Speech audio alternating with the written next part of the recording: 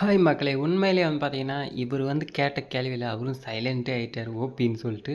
ஆனா, இப்போ பார்த்தீங்கன்னா, சீமான் ரொம்பவே அதிகமா ஓட்டம் ஓடிட்டு இருக்காரு. அவரையும் திருச்சியிலயாவது அட்லீஸ்ட் பார்த்துருக்கலாம். நீங்க எங்க சொல்றீங்களோ அங்க நீங்க பார்க்கலாம். அவர் எங்க சொல்றாரோ அங்க அவர் பார்க்கணும். அவர் ஏன் அங்க திருச்சியில ஏன் பார்க்கல, அவர் ஏன் கரூர்ல போய் ரவுண்டானா கிட்ட ஏன் பார்க்கல, அவர் பஸ் ஸ்டாண்ட் கிட்ட ஏன் பார்க்கல, நீங்க சொல்லிட்டு இருக்கீங்க. அது உங்களுடைய இஷ்டம். பாதிக்கப்பட்ட குடும்பத்தினர் பார்க்கணும் விரும்புறாங்க. பாதிக்கப்பட்ட குடும்பத்தினர் பார்க்க அவர் விரும்புறாரு. எல்லார்ட்டையுமே வீடியோ கால்ல பேசினாரு. எல்லாருக்குமே 20 லட்சம் ரூபாய் அக்கௌண்ட்ல போட்டு விட்டாரு. அவர் பார்க்கணும்ன்றாரு, வாங்க சந்திப்போன்றாங்க. அது அவங்க பெரிய ஆறுதலோட கிளம்பி வர்றாங்க. உங்களுக்கு என்ன பிரச்சனை இதுல? தமிழ்நாடு, இந்திய, உலகம் முழுக்கவே ஒரு பழக்கம் அப்படிங்கிறது இறந்தவர்களின் வீட்டுக்கு சென்று அவங்களுக்கு ஆறுதல் தெரிவிக்கிறதோ இல்ல துக்கம் அனுசரிக்கிறதோ ஒரு வளமை, ஒரு மரபு. ஆமா, அப்படிதான் பண்ணணும். ஆனா நம்ம ஊர் அப்படி இல்லையே. நம்ம என்ன செய்யறது? நம்ம இதுக்கு முன்னாடி நீங்க சொன்ன அஜித்தோடைய வீடோ அனிதாவுடைய வீடோ ஒரு வீடு. அதனால ஒரு ராத்திரி 11 மணிக்கு போயிட்டு 12 மணிக்கு வெளியே வந்துட முடியும்.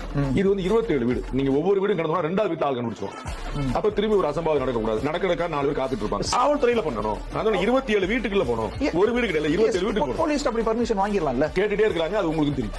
என்ன பண்றீங்க? அப்ப நீங்க ப்ரொசீஜர், எங்கள்ட்ட ப்ரொசீஜர் அப்படின்றீங்க. கோர்ட்டுக்கு போலாம்ல, அமல்படுத்தலாம்ல.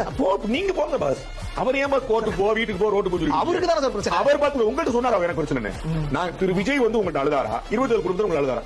விஜய் என்ன யாரும் பார்க்க விட மாட்டாங்க உங்களுக்கு கதறாரா? இல்ல 27 பஸ்ல வச்சு கதறாங்களா? உங்களுக்கு என்ன பிரச்சனை? கோர்ட்டுக்கு போலாமேனா உங்களுக்கு என்னங்க பிரச்சனை? அவர் எப்படி பார்த்து போறாரு? அவர் கண்ணை மூடிட்டு பாக்குறாரு. அரசியல் கட்சி தலைவர் சார். நீங்க ஓட்டு போடாது. ஆள போறதா சொல்றேன். நீங்க ஓட்டு போட மாட்டீங்களா? ஏன் கொலைப்படுறீங்க?